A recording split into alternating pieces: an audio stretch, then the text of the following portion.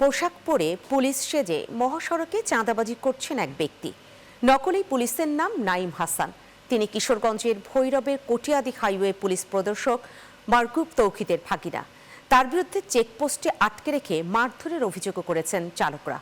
শহীদুজ্জামান শুভর পাঠানো তথ্য ও চিত্রে দেখুন ডেস্ক রিপোর্ট। কিশোরগঞ্জ ভৈরব আঞ্চলিক মহাসড়ক দিয়ে প্রতিদিন হাজার হাজার সিএনজি চালিত অটোরিকশা, পিকআপ ভ্যান, মাইক্রোবাস ও দূরপাল্লার পরিবহন চলাচল করে। এসব যানবাহন থেকে বিশেষ টোকেন বা আলফা কার্ডের মাধ্যমে প্রতি মাসে কোটি টাকার বেশি চাঁদা আদায় করছে হাইওয়ে পুলিশ।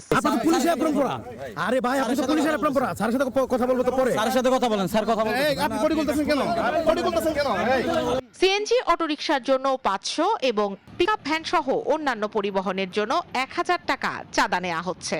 মাধ্যমে দিলে গাড়ি মামলা দেওয়া যায় থাকলে এটা হচ্ছে ভাই একটা মান্থলি কার্ড আর কি, মানে এটার লাগে আপনার গাড়ির কাগজ যদি ডেট পেলো তো তাহলে আপনারা পুলিশ ধরবো না আর কি, প্রতি মাসে 500 টাকা নিব।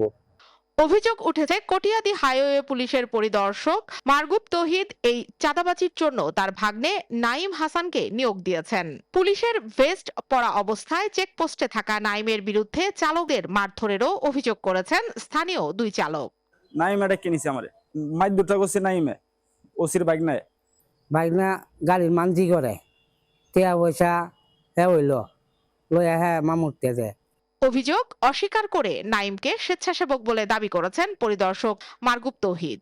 না, আমাদের সাথে আমাদের দুই একটা স্বেচ্ছাসেবী আমরা অনেক সময় গাড়ি সিগন্যাল দেওয়ার কাজে করি, ঠিক আছে। নিরাপদ সড়ক চাই আন্দোলনের কিশোরগঞ্জ শাখার সভাপতি মোহাম্মদ ফিরোজ উদ্দিন ভুইয়ার অভিযোগ, পুলিশের দুর্নীতির কারণে মহাসড়কে দিন দিন বিশৃঙ্খলা বাড়ছে।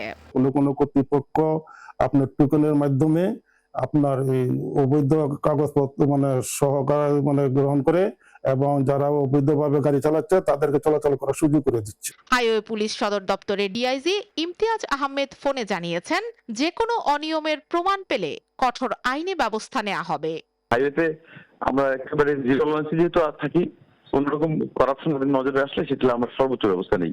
তো এই করাপশনের বিষয়গুলো তথ্য প্রমাণ সহ দিবেন, যেটা আমি প্রমাণ করতে পারবো, ঠিক আছে? তো কিভাবে দেন দিলে আমরা ব্যবস্থা নেব। সড়কে চাঁদাবাজি বন্ধের মাধ্যমে হয়রানি থেকে মুক্তির দাবি জানিয়েছেন চালকরা। Channel 9 news desk.